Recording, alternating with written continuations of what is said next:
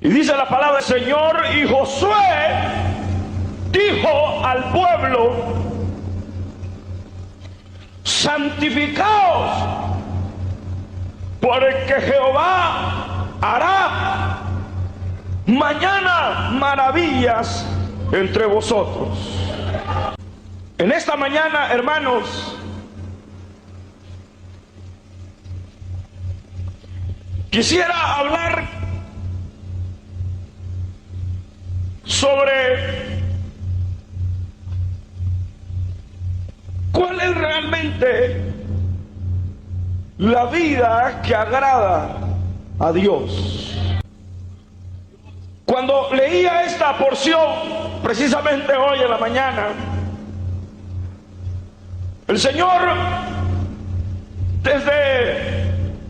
desde la mañana empezó a rondar sobre mi cabeza pensamientos, ideas sobre los propósitos y las relaciones realmente que Él ha establecido sobre su pueblo y cuáles son los objetivos precisamente que Él persigue con su pueblo, con la iglesia. El tiempo que vivimos, las circunstancias que hemos de atravesar.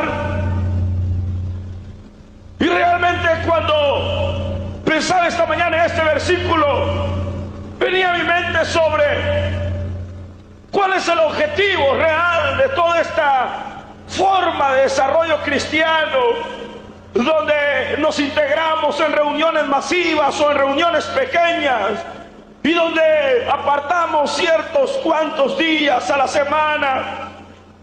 ¿Y cuál será el objetivo de tanta publicación en buena parte de toda la Escritura, de toda la palabra de Dios? Venía a mi mente de que en definitiva la Escritura señala sobre la base o los objetivos claros que Dios siempre ha tenido con el mortal y con el hombre. Y desde su inicio y desde sus primeras formas de trato divino, una de las cosas que la Escritura revela es precisamente el carácter de Dios. Y cuando hablamos del carácter de Dios y hablamos de quién es Él y hablamos de definitivamente qué es lo que Él persigue o lo que Él está como objetivamente llevando dentro de su pueblo a formar, pensaba en que el carácter de Dios o la persona de Dios ha sido como dejado de lado en estos días. Y yo voy a ser concreto porque ustedes entienden las verdades de Dios. Y las que no las entienden se hacen como que no las entienden. Pero cuando yo pensaba en el carácter de Dios, en la realidad de Dios, realmente, hermanos, nosotros tenemos un compromiso realmente grande, grandísimo, muy serio en este tipo de vida que llevamos, a causa precisamente de quién es nuestro Padre y de quién es nuestro Dios. Porque cuando pensamos en Dios, tenemos que pensar en un ser perfecto, en un ser enteramente todopoderoso, en un ser capaz, en un ser glorioso, y en un ser que ha venido cada día revelándose y revelándose y revelándose a la vida como un Dios perfecto en todas sus dimensiones, un Dios capaz, un Dios perfecto.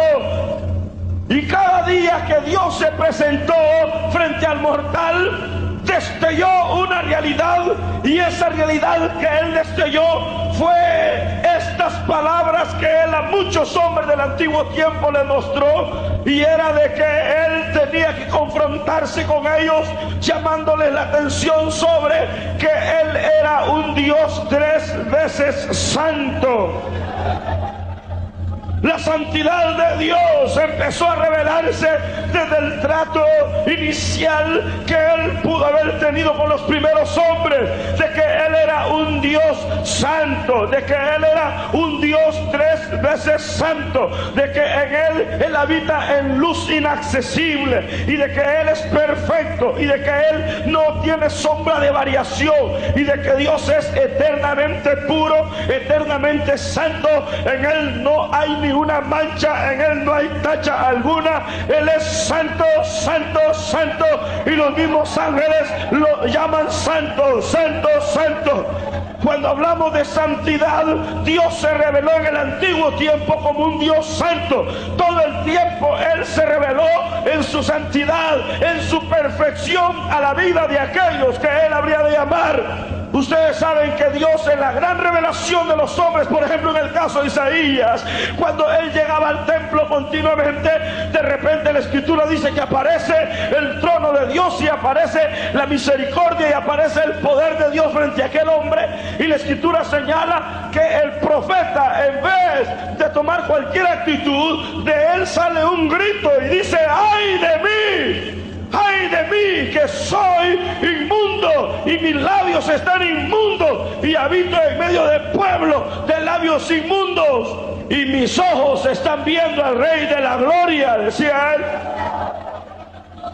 Pero aquella actitud, hermanos, aquel resultado de haber visto un Dios santo, produjo en Isaías aquel estado real de él, de un estado miserable, un estado de reconocimiento pecaminoso, un estado miserable en su propia vida, que lo llevó a gritar: ¡ay de mí! ¡Ay de mí! ¡Ay de mí! Porque tengo delante de mí a un Dios santo, a un Dios 3 veces santo. En el libro de Daniel también la escritura señala que Daniel se queda sin fuerza en el capítulo 10, cuando el Dios de la gloria se le aparece y él dice que ya no tiene fuerza, si el Señor tiene que darle fuerza. En el libro de Apocalipsis también el mismo Juan cae postrado casi a morir, porque se presenta delante de él el Dios santo, 3 veces santo. En el tiempo de Moisés, cuando él descendió al Sinaí, la Biblia dice que él mismo dijo: si cruzare alguna bestia o alguno del campo, yo lo voy a matar, porque este lugar es santo donde estoy. Cuando Moisés fue a ver la zarza, también la Biblia dice que Dios tuvo que frenarle. Dice: Moisés, quítate las sandalias, porque el lugar donde estás es tierra santa, porque aquí estoy yo. Los hombres del ayer tuvieron que, hermanos, en el caso de Pedro, cuando el Señor tira la red al lado derecho, Pedro, por mandato de Cristo, cuando saca los peces, Pedro tuvo que decirle: quítate delante de mí, Señor, porque soy pecador. Porque sentía la irradiación de la santidad y sentía la irradiación del poder. Los mismos demonios, cuando llegaron frente a Cristo, decían: ¿qué tienes con nosotros? Sabemos que eres el Santo de Dios. Es decir, toda la revelación del Hijo de Dios y de Dios mismo ha sido en santidad, en santidad, en santidad, en santidad. Es que eres un Dios santo, eres perfecto. ¡Amén! ¡Amén! Eres un Dios santo, es un Dios que nunca ha fallado. Tenemos la dicha de tener un Dios que nunca hubo engaño en su boca. Tenemos la bendición de tener un Dios perfecto en todos sus caminos, que no nos engaña, que no nos juega la vuelta, que es íntegro, que es recto, que es perfecto, que es puro, que es eternamente, hermanos, santo. Los ángeles mismos proclaman de que Él es santo, santo, santo, santo, santo, 3 veces santo. La iglesia tiene la bendición de poseer a un Dios santo, santo. Y allí es, hermanos, en esa revelación de ese Dios santo, la Biblia señala precisamente del trato de Dios con los hombres. El objetivo de Dios ha sido precisamente, aún desde su propósito salvífico, sacar al hombre de la miseria y de la muerte y del pecado y trasladarlo a potestades del Hijo de Dios. Sacarlo del dolor y de la miseria y de la amargura, romper las cadenas y sacarlo de un estado de pecado a un estado de santidad. Todo en Dios es santidad. Todo en Dios es santidad. Todo en Dios debería ser santidad. Todo en Dios, hermanos, es inclinación a la santidad. Dios no cohabita con el pecado. Dios no tolera el pecado. Dios no puede tratar con el pecado en el sentido de cohabitar o de tener relación o de amalgamarse con algún acto en lo mínimo pecaminoso. Dios no acepta actos pecaminosos en la vida de aquellos que dicen servirle. Es decir, Dios lo único que ve es todas las obras que vayan bañadas, cubiertas con el temor y la santidad que aquella obra, hermanos, expresa hacia Dios. Y quizás uno de los detalles donde Satán ha sido, hermanos, quizás un elemento contrario para tratar de desvirtuar ese objetivo divino, ha sido precisamente en esa área de inclinar a manchar a aquellos que participamos en la senda cristiana, a aquellos que ahora somos pueblo redimido por Dios, a aquellos que estamos interesados en servirle a Dios, a aquellos que estamos con todo el deseo de servirle a Dios. Satanás ha tratado continuamente a lo largo de toda la historia de bloquear a los hombres, de hacerlos caer, de inducirlos al mal, de tratar de que falseen las verdades, de tratar de que su vida se vea emborronada delante del Dios al cual llamamos 3 veces santo. Satán continuamente ha estado bloqueando y bloqueando la vida de aquellos hombres, o tratando por lo menos de bloquear la vida de aquellos hombres que están inspirados en servirle a Dios. El Señor lo reprenda a ese Satán. Pero la vida que Dios exige, o la verdadera vida, hermanos, el objetivo divino es proveer una vida agradable en aquellos que le servimos a Él, en aquellos que somos su pueblo, en aquellos que vivimos para la gloria de Dios. Quiero hacerles una pregunta a ustedes antes de continuar. ¿Viven en santidad?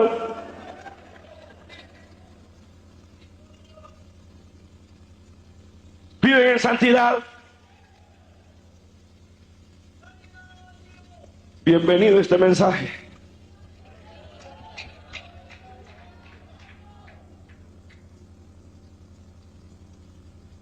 Los grandes propósitos de Dios. Él determinó propósitos para cada siervo en el antiguo tiempo. El objetivo de Satán fue bloquear la integridad y bloquear la vida de aquellos que iban a cumplir ese propósito.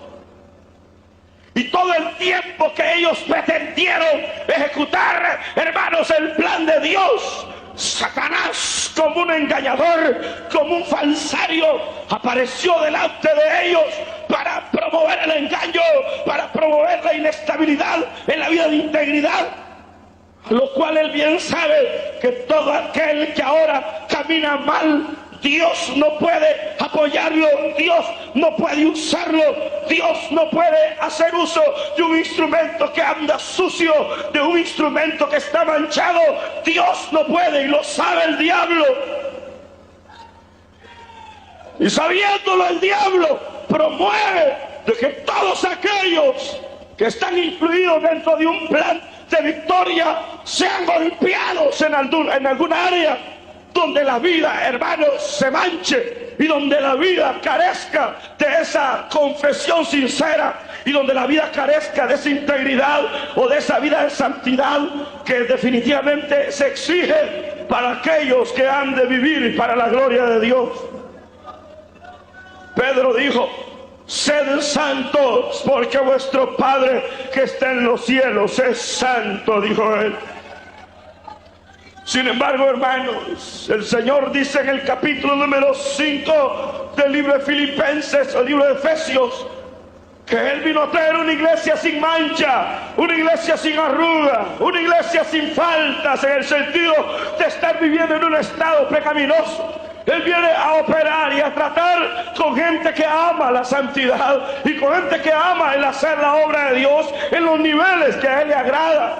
Yo sé que estos mensajes parece ser, hermanos, mensajes perdidos. Hablar de santidad en una época donde, hermanos, hay un libertinaje horrible, donde ahora hasta las mismas iglesias ya no influencian al mundo, sino que el mundo ha influenciado a las iglesias. Hoy parece ser de que la palabra santidad solo está en los diccionarios, o que la palabra santidad era solamente para José, o solo para Josué, o solo para Caleb, o solo para Moisés, o solo para los hombres del ayer. Hoy no, hoy hay un espíritu tolerante, donde miles y miles de personas están engañadas, creyendo agradar a Dios, viviendo una doble vida, viviendo una doble cara, y son perfectos hipócritas religiosos que pretenden agradar a Dios cuando Dios mismo los aborrece.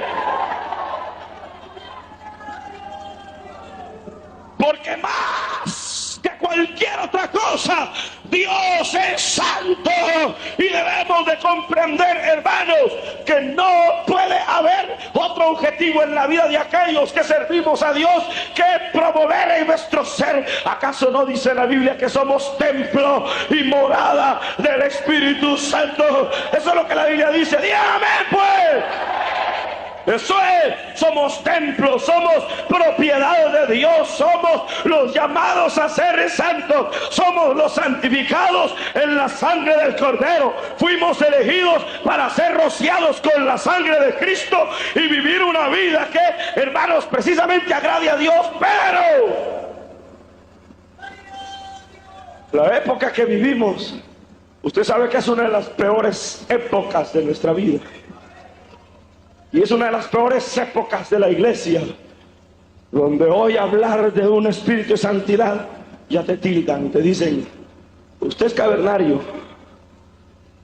Si usted habla de santidad y apartarse a Dios, le dicen, usted es troglodita, usted es anticuado, usted es extraño, usted es cursi, usted está hablando de locuras. Si uno debe ser libre en la vida, hermano, que no entiende que a libertad nos llamó el Señor, que no entiende que a libertad nos llamó Dios.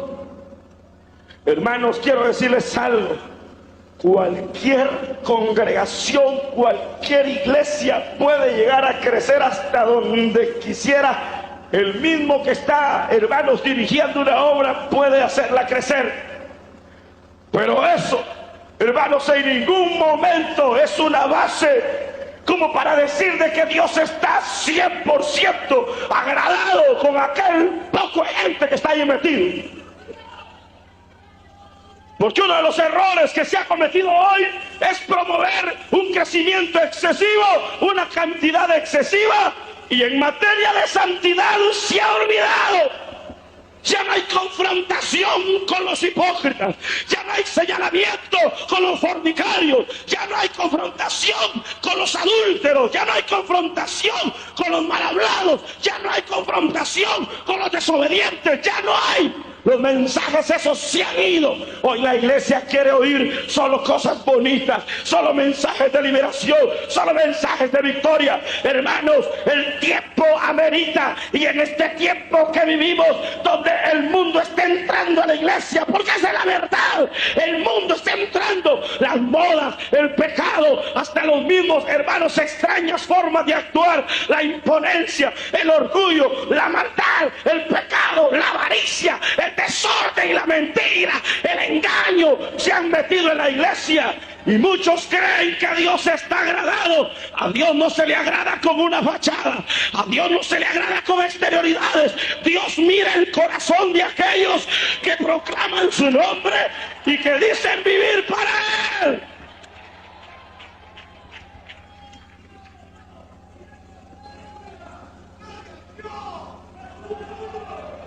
Les voy a contar algo que más o menos tengo entendimiento.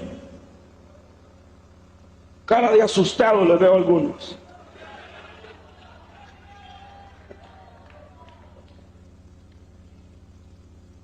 Y era tiempo.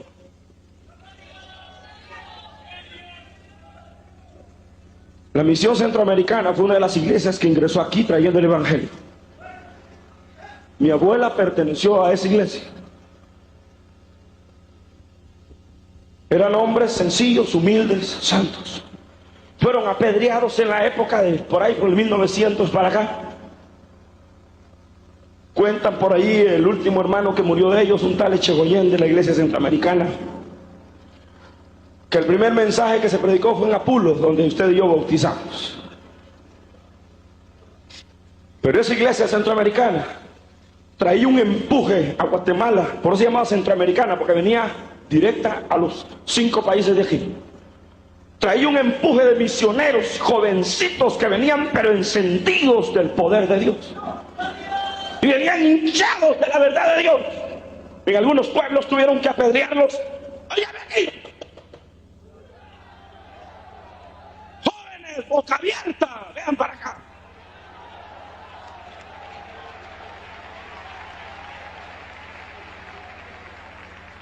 A ellos se les había impregnado el temor, la verdad. En muchos pueblos los apedrearon. En muchos pueblos, hermanos, los despreciaron. Y se fundó una de las primeras iglesias aquí, que ya tiene como 100 años esa iglesia. Pero sabe una cosa, no pasa de tener como 600 miembros desde hace 100 años. Sin embargo, yo supe del movimiento interno de esa iglesia, porque cuando Cristo me salvó a mí en mi casa, yo fui a esa iglesia, yo no sabía cómo llegar a alguna iglesia. Y a causa de mi hermana mayor, fui yo a esa iglesia. Y estando ahí, hoy, aquella santidad que una vez yo escuché, se perdió. Toda la mayoría de mujeres ahí, empantalonadas, a la moda. Los retiros de ellos, era, ¿el qué? Ni un momento de oración, ni un momento de devoción, ni un momento de consagración. Juegos tras juegos, juegos tras juegos. ¿Se imagina usted una iglesia que metió el evangelio aquí a Centroamérica? Ahora terminan jugando partidos entre las iglesias. Las asambleas de Dios vinieron después. Hombres también llenos del Espíritu. Y se acabaron. Porque ahora tiene más de 1500 divisiones esa iglesia. Se han peleado y cada quien enseña lo que le da la gana. Aunque ellos proclaman ser una estructura completa. Se acabó. Hoy las mujeres, acabadas, los hombres ahí, se oye de ellos cosas extrañas doctrinalmente. Y no vine a señalar iglesias, sino a traer a la memoria dónde está usted parado en esta mañana. Parece ser que se deformó y El Salvador se perdía. En el 1977 Dios trajo a un pastor a este país y empezó a proclamar la verdad de Dios y las doctrinas de la palabra de Dios, que ahora han dado su fruto. Están de este pueblo ahora aquí para alabar al Señor. Y a Dios, que encontrarse con un hermano que vive en santidad, con una mujer que busca la santidad. ¿Sabe usted que Dios no cerrará nunca los cielos a aquellos que levantan sus manos en santidad, a aquellos que hablan en santidad y a aquellos que anhelan puramente la obra de Dios?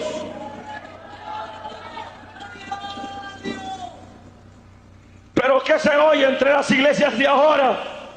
Sinvergüenzas. Se oye de hogares destruidos. Se oye de hermanos que son ladrones.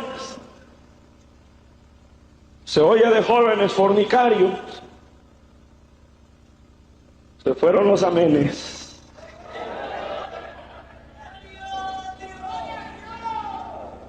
Las iglesias hoy parecen escuelas de moda. Eso parece. A quien viene más despampanante. Los jóvenes de las iglesias de hoy no saben ni qué quieren, nada. Y si uno les pregunta que conocen la Biblia, no conocen nada, ni a su abuela conocen.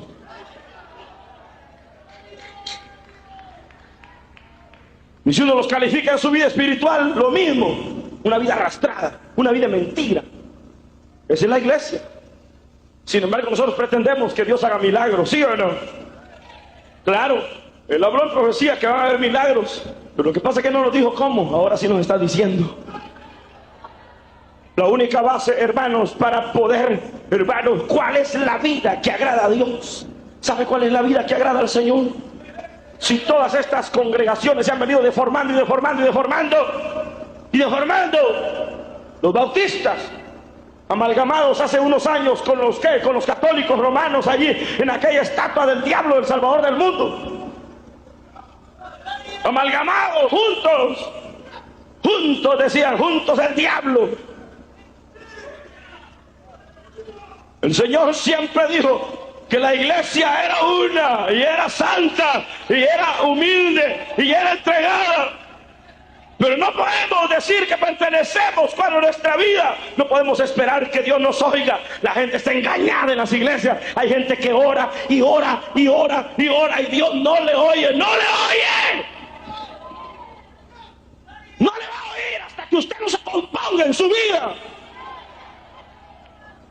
Porque si estamos acostumbrados a bailarle el agua a los hombres, no os engañéis, Dios no puede ser burlado. Todo lo que el hombre sembrare, eso segará. Y lo que la iglesia necesita hoy es volver a los fundamentos de una vida sincera que agrade a Dios. No podemos bajar a Dios del cielo si primero no bajamos nuestra mundanalidad a la tierra y lo despojamos de ella. No podemos pedir a Dios que levante muertos si nuestra muerte está todavía latente en nosotros. No podemos pedir a Dios que nos bendiga cuando nuestra vida está siendo de estorbo ante los ojos de Dios. Manos manchadas, bocas sucias, mentes atravesadas y entenebrecidas, corazones pecaminosos que deambulan en las iglesias. Las iglesias no son para los hipócritas. La iglesia fue creada para los lavados en la sangre del Cordero y que desean vivir una vida de santidad y temor. Si no aman la santidad, lárguense de aquí. Váyanse a meter a un club de locos con Biblia. Vayan a meterse a cualquier congregación donde permiten el incesto, donde permiten el adulterio abiertamente, donde permiten una vida de caliche y un idioma extraño, donde permiten una vida obscena y extraña, donde toleran todo, donde hay maldad. Y si Dios no nos ha matado hoy es por misericordia. Pero no podemos decir que nuestra vida saldrá avante. Retuérzase en la silla, ya es tiempo. Incomódese con esta palabra, porque es a usted que Dios le habla. A usted que tiene cosas escondidas y extrañas, que sabe que son la barrera para agradar a Dios. Dios no se agradará de la corrida que un supervisor dé supervisando, no. Dios no se agradará de las prédicas de un líder y aún de un mismo siervo si primero no van bañadas con el temor, la reverencia, la santidad y una vida que desee agradar al Señor.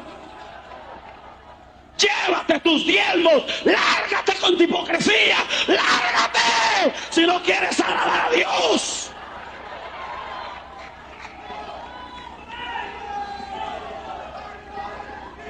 ¿Qué hubiera hecho José si hubiera tolerado las insinuaciones de aquella mujer de Potifar? Si hubiera neutralizado el propósito, si hubiera neutralizado. ¿Qué hubiera hecho, hermanos, Elías si hubiera tolerado su temor y hubiera tolerado todas las cosas que estaba diciendo contra el propósito de Dios? ¿Qué hubieran hecho los hombres del ayer